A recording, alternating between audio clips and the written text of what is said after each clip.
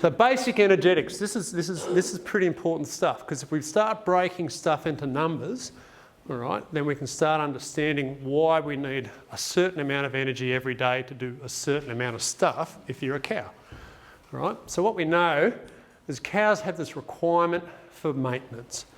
All right? We talk about maintenance feeding. Okay, that's basically when a cow is just going to stand there, not lose weight, not gain weight. All right? But she needs energy just to hang out and be a cow every day. All right? It runs the body, it runs the system, it keeps the muscles functioning, it keeps the gut functioning. And every day, what we need just to be a cow, 500 kilograms, is somewhere between 50 and 60 megajoules of energy. All right? Just to maintain, to be the cow just hanging out. Now, if cows get bigger, they need more. If they're smaller, they need less. And it's a fairly linear equation of around plus or minus 5 megajoules for every 50 kilograms of cow you've got. You know, give or take half a megajoule. Bos indicus cattle tend to need a little bit closer to 50, all right? The more dairy and dairy type you get, the closer you need to 60. So there are some differences in efficiencies between type of cattle. So Bos indicus, Bos taurus, dairy type tend to need a little bit more in the dairy type compared to the Bos indicus cattle for the same amount of maintenance. So there are some variations, which probably makes these guys a little bit more efficient.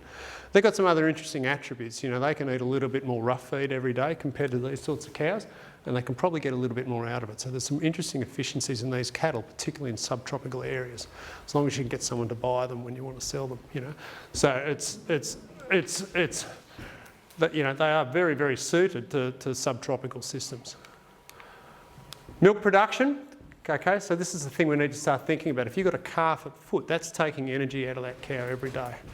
And we know that your beef cow is going to be doing somewhere between 4 and 8 litres a day of milk, okay, in that sort of range, depending on where the calves are and depending on how healthy the cow is and how much she's got left to let go and the breeding in the cow. And we know there's been quite a bit of selection in the beef game, you know, for cows that actually produce more milk. Okay, so we need to actually start thinking about that as well as we move forward. If we've got milkier cows, you know, we actually need to make sure that we're actually providing the energetic needs of those cows as they produce milk, more milk.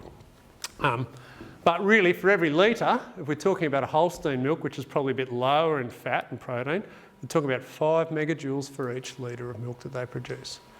If we start talking about beef, it's going to be closer to 6. It tends to be a higher fat milk, all right? More concentrated type of milk. So there's a little bit more energy per litre required in those guys. Live weight gain, all right. So if we're gaining or losing weight, for every kilogram of gain, we're looking at somewhere around 30 to 32 megajoules per kilogram of gain, all right? So again, if you're in a system where you actually want growth, not maintenance, we need to account for that with your nutrition strategy, all right? By providing some additional energy over and above maintenance. Okay, now if it's a growing animal, we want some for gain. If it's for milk, we probably want some for milk to be in that system as well. And when we lose weight, unfortunately what we call the body weight bank, it charges about 16% interest. Okay, so when we're taking weight off cattle, and that can be quite a viable strategy in drought. If you've got well-conditioned cattle, it can be a perfectly viable strategy to actually account for a little bit of weight loss in your equations. And so we'll look, you know, we can provide enough feed for maintain. We're just going to have to take the milk off their back. Short-term, very viable strategy in beef, and it's done quite regularly. So dairy, we're a lot more conscious to try and avoid that, just because of that continual cost and that impact on milk production. We don't want that to happen. But in beef, where often you're working in pasture situations of relative excess and moving to relative deficiency, you know, putting condition on when times are good and drawing down on that, it's a very viable strategy. Okay, so we don't say that you need to keep condition on beef cows all the time. It can be quite valid, and it's very appropriate to be able to put condition on when conditions are good and to pull some of that back off the cow. So we actually, you know, we're quite happy to pay that 16% interest in the beef cow.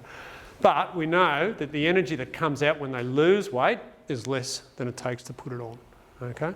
So that energy is available to do things, but we have an energetic loss when we lose it compared to the energy it takes to put weight on. Walking, this is one of the ones we often forget about. It can be up to 2 to 4 megajoules per kilometre depending on terrain. Okay, and quite often when we're sparse on pasture, cattle can be walking 4, 5, 6, 7 kilometres a day, and particularly if you don't have well set out water sources on your farm. So if you've got huge paddocks and your water's in one corner and the feed's at the other corner, okay, these cows are going to walk a long way every day. And if we're in drought or we're supplementary feeding, we could be walking off, a couple of kilos of feed a day just chasing water. All right? So we do need to think about that again if you're doing any sort of energy accounting with your feed management. And this is a crazy one we saw down at home where they were walking cows about 1 kilometre to a feed pad to eat brewer's grain because the owner didn't like the smell of brewer's grain near their house. Okay, but to walk them down there, about half of what they were picking up from the walk, they were losing getting there and back. So and this stuff adds up over time. These are multipliers on large numbers of cattle on lots of days. And again, if you're thinking about supplementary feeding, the logical thing is have your supplementary feed near your water source. And most of us will do that anyway. Okay, but to have them walk a mile for water to come back and feed somewhere else just doesn't make sense if we can avoid it. Pregnancy, okay, we shouldn't forget a pregnancy, okay, it increases not straight line, for the first part of pregnancy we don't use a lot of energy, but in late gestation, energetic requirements are pretty big, yeah, all right, so 30, 35 megajoules per day. So that means just to maintain your fetus, particularly a large fetus or a large bull fetus in particular, we could be talking about needing just 3 kilograms of feed above maintenance just to keep that fetus ticking over. Right, and this is why cattle can fall to pieces in the last stage of pregnancy, right? Because 2 things happen in that large stage of pregnancy. Firstly, we've got this great big fetus here that's sucking up about 3 kilos of feed. The second thing, it's also sucking up about 80 litres of volume. All right, so that 80 litres of volume has to come from somewhere. Some of it comes because the gut gets a bit bigger, but quite a bit of it comes from contraction in rumen size. So that rumen can be probably 20 to 30% smaller, so the cow can actually eat less. So if we get into a situation in late pregnancy and we've got big bull calves or twins, and then it becomes particularly problematic when you have twins, all right? We've got a small rumen and then we expect the cow to survive on straw, okay, or standing roughage. They physically can't eat enough to maintain weight, all right? And they fall to bits. And you'll see this, and I'm sure we've all witnessed this before. So we have to have actually quite high energy density diets in that last part of pregnancy because the cows can eat less but they need a lot more. All right? It's really, really important. We'll just do through a couple of basic sort of examples now of how you can put that all together, because again, this starts to set the stage for how much feed we need. And I think we calculate energetic requirements, not how much feed is required. Okay, this is really, really important. So we'll talk, when we think about it, we need to think about the type of cow that you've got because there's differences in their energetic needs. Estimated body weight, okay, we need to know the body weight to work out how much energy is required. We need to know if we're targeting growth, maintenance, or willing to mine a bit of body condition out. Fetal age is important, environmental impacts. So if you've got light cattle in particular and you've got heat stress, or if you've got really cold conditions, they actually need more energy, all right? And you've actually got to account for that by 10 to 20%, particularly if your cattle are run down. Locomotion, contribution from grazing and browsing.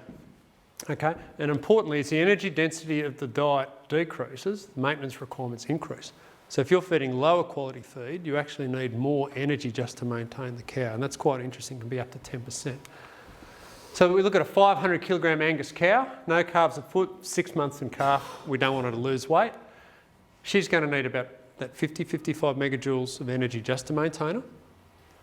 She's going to need 6 megajoules just to wander around, all right?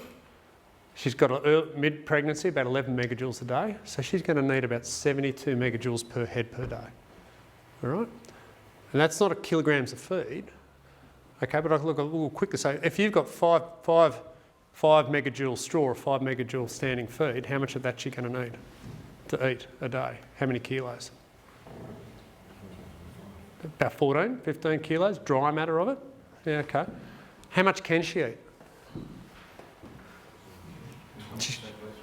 Yeah, maybe 2% of body weight, okay? But the problem, so if she can eat 2% of body weight, that's going to be 10 kilos, so that's going to knock her over first. So she can probably eat about 10 kilos, so maybe 11, all right? Or she can, or the other thing that's going to knock her over is the amount of fibre in that feed, okay? That's going to restrict it, probably only eat about 5 or 6 kilos of it because it's so fibrous and it won't go through the rumen, All right, so this is why we're getting big problems, okay, with standing feed and standing low quality feed on cattle. There's just not enough growth. They physically cannot eat enough of low quality feed to maintain their energy.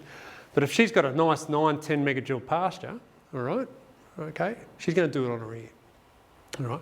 Or if we've bought hays and forages and concentrates that comply with a higher energy density, we can get the energy into these cattle.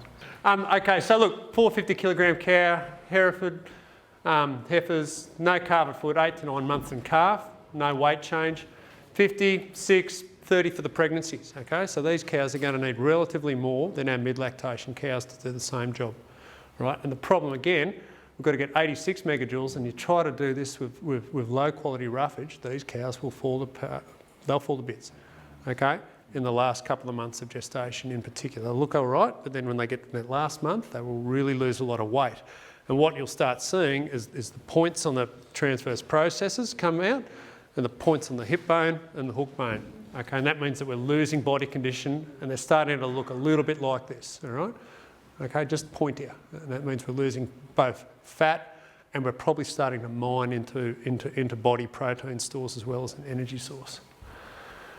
Bos Indicus cows, maintenance a bit less, okay? Milk production, they're doing about 7 litres. They're quite milky, these ones. Walking about 4 kilometres, okay? And these are going to be starting to suck because they're doing the milk about 102 megajoules, all right? And they'll eat, and they're quite happy to do that, and they'll happily do it on your kikuyu, okay, or your other subtropical grasses while they're vegetative. They'll do it a little less easily as it gets more ropey, but again, the Bos Indicus cows, they tend to do a bit better. They can do a better job with a lower quality roughage source, okay? And they can do better out of the subtropicals as they dry off. They have the ability to digest those.